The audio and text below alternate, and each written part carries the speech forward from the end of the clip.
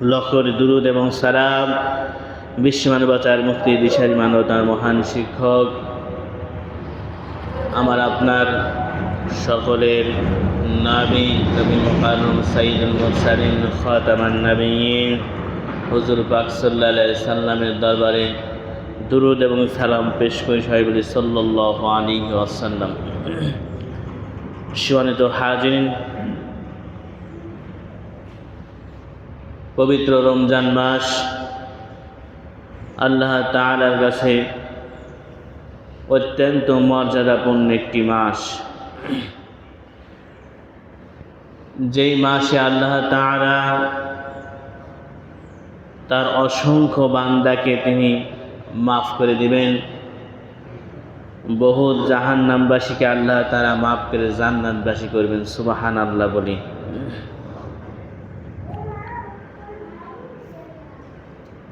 আল্লাহ তাআলা আমাকে আপনাকে এমন একটি মহিমান্বিত মাস পর্যন্ত হায়াতে তিনি বাঁচিয়ে রাখলেন। তদুপরি আমাদেরকে রমজান মাসে রোজা রাখার মতো সুস্থতা দিয়ে আমাকে আপনাকে রোজা রাখার মতো রব্বুল আমিন সুযোগ তিনি করে দিয়েছেন। সেই রব্বুল আমিনের শুকরিয়া দিয়ে আমরা আলোচনা শুরু করেছি। আল্লাহ তাআলা এবং তার রাসূল সাল্লাল্লাহু আলাইহি সাল্লাম তিনি আমাদেরকে রমজান মাসের প্রতি ইবাদত বাড়ানোর যেমনিভাবে পরামর্শ উপদেশ দিয়েছেন, তদুপরি আমাদেরকে রমজান মাসে বেশি পরিমাণ দান করার প্রতি উৎসাহ প্রদান করেছেন। বলা হয় অন্যান্য মাসে দান করলে যতটুকু পর্যন্ত সওয়াব হয়, আল্লাহ তাআলা রমজান মাসে তিনি সওয়াবটাকে আরও কোটি গুণ তিনি বাড়ায় দেন। অন্যান্য মাসে রোজা রাখতে যেমনিভাবে নফলের সওয়াব পাওয়া যায়, আর রমজান মাসে দান সদকা করলে ফরজের সমতুল্য সওয়াব পাওয়া যায়।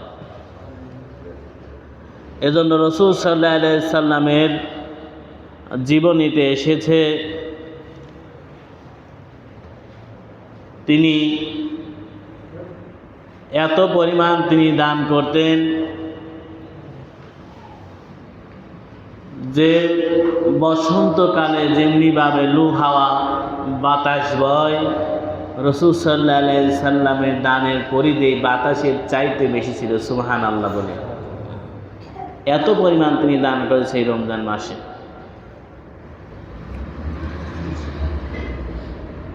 আল্লাহ রাব্বুল আমিন কুরআনুল কারীমের মধ্যে আমাকেও আপনাকেও রব্বুল আমিন সচ্ছল অসচ্ছল অবস্থায়, যে অবস্থায় আমি আপনি থাকি না কেন, প্রত্যেক অবস্থার রব্বুল আমিন দানের প্রতি তিনি উৎসাহিত করেছেন।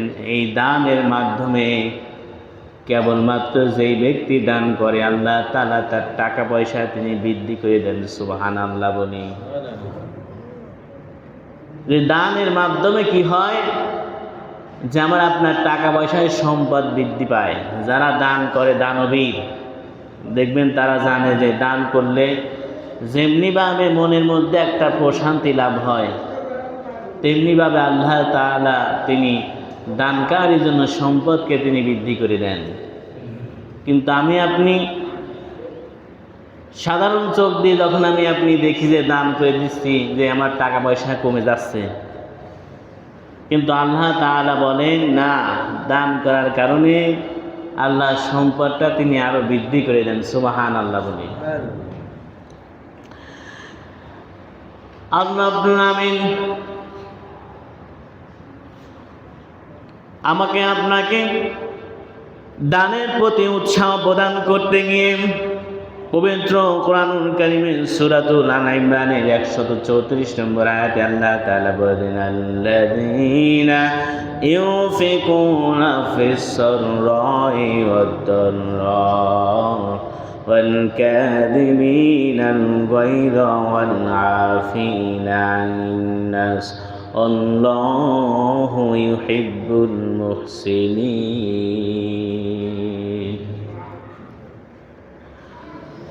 রব্বুল আলামিন বলেন, যারা সর্ব অবস্থায় নিজেদের মাল খরচ করে, দান সদকা করে, খারাপ অবস্থায় থাকুক আর ভালো অবস্থায় থাকুক না কেন, ভালো অবস্থায় থাকলে দানের পরিমাণটা বেশি হয়, খারাপ অবস্থায় থাকলে দানের পরিমাণটা কম হয়। কিন্তু যেই মানুষটা তার সম্পদকে বৃদ্ধি করতে চায়, ওই মানুষটা যেন জীবনের সচ্ছল অবস্থায় হোক অচ্ছল অবস্থায় হোক, প্রতি অবস্থায় যেন আমি আল্লাহ তাআলার রাস্তায় দান করে। সুবহানাল্লাহ বলি। আল্লাহ তাআলা বলেন যে দুনিয়ার বুকে সব অবস্থায় নিজেদের মালকে ব্যয় করার জন্য, নিজেদের সম্পদকে, নিজেদের টাকা পয়সাকে দান সদকার প্রতি উৎসাহ প্রদান করতে গিয়ে তিনি বলেন, সর্ব অবস্থায় মুমিন বান্দা আল্লাহ তাআলার জন্য দান করে, আল্লাহ তাআলার রাস্তায় সদকা করে। আল্লাহ তাআলা বলেন, এরপরেও বান্দা তার রাগকে দমন করে। 1 নম্বরে বান্দা সচ্ছল অবস্থায়, 2 নম্বর অচ্ছল অবস্থায় দান করে, 3 নম্বরে বান্দা যখন তার রাগকে দমন করে, অপরের দোষ মাফ করে দেয়। এই 4টা গুণ। 1 নম্বরে বান্দা দান করে সচ্ছল অবস্থায়, 2 নম্বরে বান্দা দান করে অসচ্ছল অবস্থায়, 3 নম্বর বান্দা রাগকে দমন করে, 4 নম্বর অপরের দোষকে মাফ করে দেয়। আল্লাহ তাআলা বলে, এমন নেক লোক আল্লাহ খুবই পছন্দ করেন। সুবহানাল্লাহ বলি। এই যে 4টে গুণাবলীর কথা বললাম, আল্লাহ তাআলা বলেন এই গুণগুলো যাদের মধ্যে আছে, আল্লাহ তাআলা এমন লোকটাকে তিনি পছন্দ করেন। আর আল্লাহ তাআলা যাকে তিনি পছন্দ করেন তাকে কখনো জাহান্নামে দিবেন না। আল্লাহ তাআলার পছন্দকারী বান্দাগুলো জান্নাতের ওয়ারিশ হয়ে যাবে। সুবহানাল্লাহ বলি। আল্লাহ রাব্বুল আলামিন অন্য আয়াতের মধ্যে বলেন, আল্লাযীনা ইউনফিকুনা আমওয়ালাহুম ফি সাবিলিল্লাহ, যারা তাদের মাল আল্লাহর পথে খরচ করে এবং এরপর তা বলে বেড়ায় না, যে এত টাকা দান করেছি এটা বলে বেড়ায় না, এবং দান করার পরে তাকে কোনো কষ্ট দেয় না। আল্লাহ বলেন তাদের পুরস্কার তাদের রবের কাছে রয়েছে।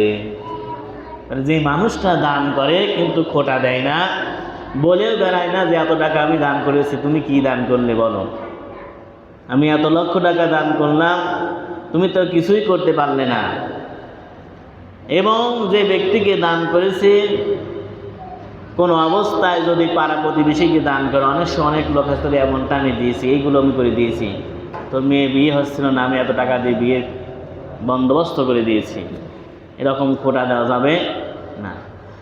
আল্লাহ তাআলা বলেন, এরকম যারা খোটা দেবে না, কষ্ট দিয়ে বেড়াবে না, মানুষকে বলে বেড়াবে না এত টাকা এত টাকা আমি দান করলাম, আল্লাহ তাআলা বলেন এদের জন্য পুরস্কার স্বয়ং আমি আল্লাহ তাআলার কাছে। আল্লাহ বলেন এদের পুরস্কার কেবলমাত্র আমি আল্লাহ তাআলার কাছে রয়েছে। তাদের কোনো চিন্তা নাই, ভয়ের কোনো কারণ নাই।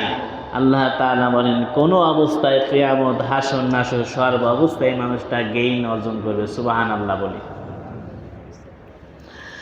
আল্লাহ তাআলা অন্য আয়াতে বলেন, লান তানালুল বিররা হাত্তা ইউনফিকু মিম্মা তুহিব্বুনা ওয়া মা তুনফিকু মিন শাইইন ফাইন্নাল্লাহা বিহি আলিম। তোমাদের ওই জিনিস যা তোমরা ভালোবাসো তা আমি আল্লাহ তাআলার রাস্তায় তোমরা খরচ করো, খরচ না করা পর্যন্ত তোমরা নেকি হাসিল করতে পারো না। আল্লাহ তাআলা বলেন তোমাদের ওই জিনিস যা তোমরা ভালোবাসো, সাধারণত মানুষের পার্থিব জীবনে মানুষের জন্য ভালোবাসার একটা জিনিসের নাম হচ্ছে টাকা পয়সা এবং সম্পদ। কথা বলেন ঠিক কিনা? সম্পদটাকে মানুষ ভালোবাসে। যেমনি ভাবে আমি আপনি ছেলে মেয়ে ভালোবেসে লালন পালন করে বড় করতে চাই, একটা মানুষের টাকা পয়সা যাই থাক না কেন আরো চাই টাকা পয়সা, আরো সম্পদ, আরো টাকা পয়সা মানুষ রোজগার করতে চায়। কথা বলেন ঠিক কিনা? আল্লাহ তাআলা বলতেছেন যে তোমার যে জিনিসটা তুমি ভালোবাসো ওই জিনিস যতক্ষণ না পর্যন্ত আমি আল্লাহ তাআলার জন্য ব্যয় করবে, আমি আল্লাহ তাআলার রাস্তায় ব্যয় করবে, ততক্ষণ পর্যন্ত তোমরা নেকি হাসিল করতে পারো না। তার মানে যতক্ষণ পর্যন্ত আমার আপনার প্রিয় বস্তু টাকা পয়সা আল্লাহ তাআলার রাস্তায় খরচ না করব, যাকাত না দিব, ফিতরা না দিব, ততক্ষণ পর্যন্ত আমার আপনার নেকি হাসিলের কারণটা কম হয়ে যাবে, আল্লাহ তাআলা বলতেছেন। এরপরে আল্লাহ তাআলা বলেন, আর তোমরা যা কিছু খরচ করবে তা আমার অজানা থাকবে না। তার মানে যা কিছু আমরা আল্লাহ তাআলার জন্য ব্যয় করব, খরচ করব, আল্লাহ তাআলা নজরানা হিসেবে সব কিছু আমাকে আপনাকে দিয়ে দিবেন। সুবহানাল্লাহ বলি। যাই আমি আপনি দান করি সব কিছু আমি আপনি কিয়ামতের ময়দানে দেখতে পাবো, যে দান করার কারণে আল্লাহ তাআলা কবুল করে তিনি আমার আপনার সম্মানজনক একটা স্থান রব্বুল আমিন নির্ধারণ করে দিয়েছেন। সুবহানাল্লাহ। সেই জন্য আমাকে আপনাকে দান করা লাগবে, দানের প্রতি উৎসাহ প্রদান করা লাগবে, মানুষদেরকে দানের প্রতি উপদেশ আমাকে আপনাকে দেওয়া লাগবে। আমি আপনি যতবার দান করার প্রতি মানুষকে উৎসাহিত করব, আমার আপনার কথাই ব্যক্তি যদি দান করে আল্লাহ তাআলা বলেন যে সমপরিমাণ সব তোমার আমলনামায় দিয়ে দেওয়া হবে। যে ব্যক্তিটা আমার আপনার কথায় দান করবে সমপরিমাণ সব আল্লাহ তাআলা আমার আপনার আমলনামায়ও দিবেন। ওই ব্যক্তিটা আমার সেজো ভাই করি বলতে 5000 টাকা দান করেছে, দোয়া চাইছে। আচ্ছা, আমার সম্মানিত সভাপতি সাহেবের ভাই সেজো ভাই ফরিদ মসজিদের জন্য 5,000 টাকা দান করেছেন। তার ছেলে 5,000 টাকা দান করেছে। আল্লাহ তাআলা দানকে যেন কবুল করেন, সকলে বলে আমিন। এরপরে আল্লাহ তাআলা বলেন, এই দুনিয়ার বুকে তোমরা যা কিছু তোমরা খরচ করবে তা আমি আল্লাহ তাআলার অজানা থাকবে না, সব কিছু আমি আল্লাহ তাআলা জানা থাকবে। কেননা ফাইনাল্লাহা বিহি আলিম, সব কিছু সম্পর্কে আমি আল্লাহ তাআলা জ্ঞাতায় জানি। তাহলে আমি আপনি যেটা পালন করব, নিজে দান করো, মানুষকে দান করার প্রতি উৎসাহ প্রদান করা লাগবে। কেন সমপরিমাণ সওয়াব আমার আপনার আমলনামায় দেওয়া হচ্ছে। রাসূলের সাহাবাগণ তারা যতদিন পর্যন্ত দুনিয়াতে তারা বেঁচে ছিলেন সামর্থ্য অনুযায়ী তারা দান করেছেন, এত পরিমাণ দান করেছেন যে 3 বেলা পর্যন্ত খাবে এরকম খাদ্য তাদের মজুদ পর্যন্ত ছিল না। এই মানুষগুলো 3 বেলা খাবে, 1 বেলা খেয়েছে, পরের বেলা কি খাবে, এ পরিমাণ সম্পদ ও টাকা পয়সা তাদের মধ্যে গচ্ছিত ছিল না, এত পরিমাণ তারা দান করেছিলেন। এই দান করার কারণে আল্লাহ তাআলার প্রিয় বস্তু তারা হয়ে গিয়েছে। জীবনে তারা বিলাসিতা খুব কম পরিমাণ করেছেন। আর আমি আপনি বেশিরভাগই বিলাসিতাপূর্ণ, টাকা পয়সা যত পরিমাণ আছে আরও আপনি গচ্ছিত রাখার জন্য চেষ্টা করি। প্রয়োজনে টাকা রেখে ব্যাংকে সুদ খাওয়া পর্যন্ত আমি আপনি এ থেকে বিরত হতে পারি না। যে যত আমি আপনি রাখবো বছরে বছর বাড়বে, আরও রাখবো আরও বাড়বে, এরকম করে করে দেখা যায় যে এত পরিমাণ টাকা হয়েছে। আর আমার আপনার দেশে ব্যাংকেরগুলো যে অবস্থা, যে একটা মানুষ যদি 50 লাখ টাকা রাখে ওরা দুনিয়াতে কোনো কিছু করা লাগে না। কথা বলেন, করা লাগে না, আপনি জিব্রাইল এসে সে টাকা দিয়ে যায় না। আল্লাহ রাব্বুল আমিন তিনি দান করার প্রতি উৎসাহ তিনি প্রদান করেছেন। রাসূল জীবনে অগাধ পরিমাণ সম্পদ এবং টাকার মালিক ছিলেন, সব কিছু ইসলামের জন্য অকাতরে তিনি বিলিয়ে দিয়েছেন। রাসূল আমার আপনাকে উপদেশ দিয়েছেন, এই দুনিয়ার বুকে উম্মতেরা সর্ব অবস্থায় দান করে। ইন্নামা সাদাকাতু তারাদ্দু মিনাল বালা। যখনই মুসিবত দেখবে, যখনই বালার মধ্যে পড়বে, জীবনের ক্ষতির কোনো দিক আসবে, উম্মত শিক্ষা নাও, দুনিয়ার বুকে বিপদ থেকে যদি বাঁচতে চাও অবশ্যই অবশ্যই আল্লাহ তাআলার রাস্তায় তোমরা দান করো। তাহলে বলেন তো দুনিয়ার বুকে আমার আপনার দান করার দরকার আছে কি নাই? আমার আপনার জন্য দান করার দরকার আছে। যাকাত যাদের ফরজ হয়েছে তাদেরকে অবশ্যই যাকাত দেওয়া লাগবে। যারা যাকাত দেবে না, আল্লাহ রাসূল সাল্লাল্লাহু আলাইহি সাল্লাম এবং তার সাহাবাগণ বলেছেন আল্লাহ তাআলার সাথে তার জন্য যুদ্ধের শামিল।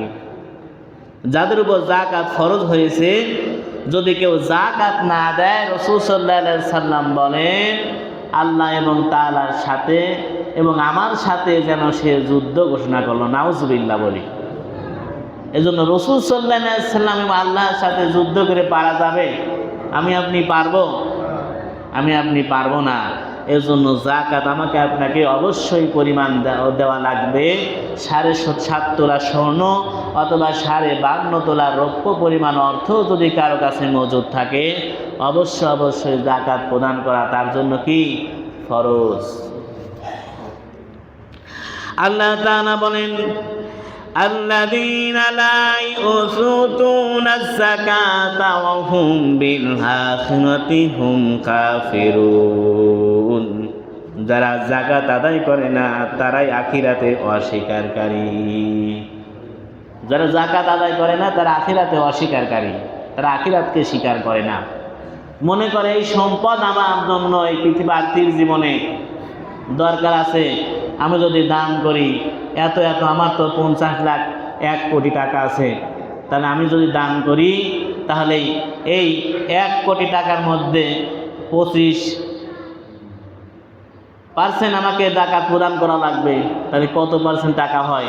এত টাকা দিলে তো আমি প্রত্যেক বছরে দিতে ফকির হয়ে যাব।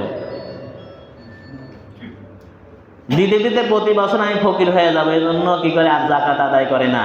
অথবা লোক দেখানো শাড়ি আর ওই লুঙ্গি, যেটা সেই আমার আপনার বহির্কাল থেকে প্রচলন হয়ে আসছে, যে এইটা দিয়েই যাকাত আদায় করে শেষ করে দেয়।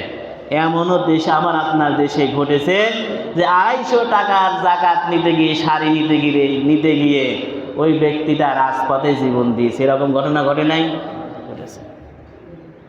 কিন্তু যাকাতের যে বন্টন রীতি, যে আপনি যাকাত আদায় করবেন, আমাকে আপনাকে বেছে বেছে আমার আপনার মহল্লা, বিশেষ করে আত্মীয়স্বজনের মধ্যে কারা কারা আছে লিস্ট করে তাদের দরজায় গিয়ে পৌঁছা দেওয়ার রীতি আল্লাহ এবং তার রাসূলের। কিন্তু আমি আপনি তা না করে লাইন, বিশাল বড় লাইন দেই। দুর্বল মানুষ 80 বছর 70 বছর হয়ে গেছে, নিজে দাঁড়াই থাকতে পারে না, লাইনই দাঁড়িয়ে তারপরে একটা লুঙ্গি নেওয়া লাগে। এরকম যাকাত আমার আপনার দেশে প্রচলন আছে কি নাই? সেজন্য আমাকে আপনাকে যদি আমি আপনি রাসূলের উম্মত, আল্লাহ তাআলার বান্দা হিসেবে আমি আপনি দাবি করতে চাই, আমাকে আপনাকে যাকাত আদায় করা লাগবে। যদি আমি আপনি যাকাত আদায় না করি, আল্লাহ এবং রাসূল আমার আপনার সাথে যুদ্ধ করবেন। আমি আপনি আখিরাতে বিশ্বাসী না। আর যে ব্যক্তিটা আখিরাতে বিশ্বাস করে না ওই ব্যক্তিটা ঈমানদার হতে পারে না। আর যে ব্যক্তিটা ঈমানদার নয়, বেঈমান, তার জন্য আল্লাহ তাআলার জান্নাত হারাম। নাউজুবিল্লাহ। এজন্য যাকাত আমি আপনি আদায় করার জন্য চেষ্টা করি। যাদের উপর যাকাত ফরজ হয়েছে আমি আপনি প্রত্যেকেই জানি, মনের মধ্যে যাদের যাকাত ফরজ হয়েছে প্রত্যেকেই জানি। আর আমার আপনার দেশ যদি ইসলামী শাসক যদি আমার আপনার দেশে আসতো, যদি কোরআনের রুলস নিয়ম অনুযায়ী আমার আপনার দেশ চলতো, এর দায়িত্ব ছিল যারা দেশের অবকাঠামোগত, যারা দেশের দায়িত্বে আছে তাদের এই মানুষগুলো যাকাত উঠিয়ে মানুষের মাঝে বন্টন করার রীতিটা ইসলাম শিক্ষা দিয়েছিল। যদিও আমার আপনার দেশ শুধুমাত্র আদমশুমারিতে 92, 93, 94% মুসলিম। এই আদমশুমারির মুসলিম হওয়ার কারণে আমার আপনার দেশ আজও পর্যন্ত যাকাত আদায় করতেও পারে না। যেই মানুষটা হক, কতগুলো মানুষ দরিদ্র আছে, দারিদ্র সীমার নিচে বাস করে, কত মানুষ টাকা পয়সা নাই, তিন বেলা খাবে এরকম অর্থ নাই, এ সকল মানুষদেরকে আমি আপনি বেশি বেশি এর জন্য জাকাত দিতে পারি না। কিন্তু যদি ইসলামী রাষ্ট্রের দেশ কায়েম হয়ে যেত, কোন মানুষটার কত কোটি অর্থ রয়েছে এর প্রত্যেকটা হিসাব কিন্তু আছে। আমি আপনি এখন একটা নাগরিক, কতটুকু টাকা আমার আপনার আছে, ব্যাংক ব্যালেন্স কতটুকু, এটা কিন্তু সরকারের কাছে হিসাব আছে, আছে না? আছে। কিন্তু আমি আপনি যদি নাও জানি, হিসাব আছে। মাথা পিছু আয় আপনার কত, সব কিছু সরকারের কাছে আছে। ওই যে রোজা তো 10টা চলে গেল, আর 20টা আছে, 3 ভাগের 1 ভাগ চলে গেল, 2 ভাগ আছে। এখন ওই আমাদের ওই যে যারা হাফেজ আছে তাদের একটা সম্মানের জন্য একটু বলে দাও। সেজন্য আমি আপনি চেষ্টা করব যে যাকাত আমি আপনি আদায় করার জন্য। 2 নাম্বার সদকাতুল ফিতর, যা সর্বনিম্ন 80 টাকা। কত টাকা? 80 টাকা। সমাজের যেই ব্যক্তি নিম্ন পর্যায়ের আছে ওই ব্যক্তিটাও 80 টাকা দান করে, সর্বোচ্চ যে কোটিপতি 80 টাকায় দান করে।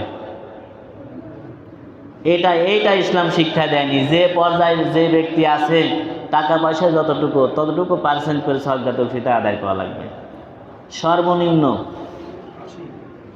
80 টাকা,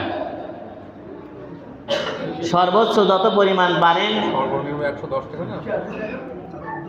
সর্বনিম্ন 110 টাকা দেখলাম মনে হয় 110 টাকা করেছে। হ্যাঁ আচ্ছা, তাই ওই 80 টাকাটা পূর্বের তথ্য হতে পারে 110 টাকা। 110 টাকা সর্বনিম্ন করেছে। এবার সর্বনিম্ন 110, প্রত্যেকে 110-এ সর্বনিম্ন সর্বোচ্চ যত পারেন দান করার জন্য চেষ্টা করবেন, সদকাতুল ফিতর আদায় করার জন্য চেষ্টা করবেন। পাশাপাশি সম্মানিত হাজরিন, জানেন যে আমাদের মসজিদে তারাবির নামাজ হচ্ছে, খতম তারাবি। 3 জন হাফেজে কোরআনের মাধ্যমে তারাবি নামাজ হচ্ছে। পাশাপাশি ইমাম সাহেব যে খতিব যিনি আছেন তার সহ প্রায় 50 থেকে 60 হাজার টাকা ব্যয় হবে এই কয়েকদিনে মাঝে। 10টা দিন তো চলে গেল 20 দিনে। এজন্য এই টাকা তো আর সরকার দিবে না, দিবে আমি আপনি কোনো খাত থেকেও পাবো না। এই টাকা দিবে কারা? আপনারা যারা জনগণ আছেন তাদের মাধ্যমে এটা পরিশোধ করতে হবে, দেওয়া লাগবে। এজন্য গতবার একটা লিস্ট করেছিলাম, ওই লিস্টে যেভাবে ধার্য করা হয়েছিল তাতে 50 থেকে 60 হাজার টাকাই ওঠে, এর বেশি ওঠে না। 50 থেকে 60 হাজারই একটা করে ধরা হয়েছিল। কাউকে 500 টাকা, কাউকে 1000 টাকা হিসেবে ধরা হয়েছিল। তো ওইটা উপস্থাপন করলে ভালো হতো। হ্যাঁ, আগামী সপ্তাহে ওইটা উপস্থাপন করার চেষ্টা করবো ইনশাআল্লাহ। হয়তো 15-16 দিন হবে। আর বাকি ওই 10-12 দিনের মধ্যে আপনারা ওই টাকাগুলো দিয়ে দেওয়ার জন্য চেষ্টা করবেন ইনশাআল্লাহ। সবাই দিবেন তো ইনশাআল্লাহ? অবশ্যই যেভাবে ধরা হবে ইনশাআল্লাহ।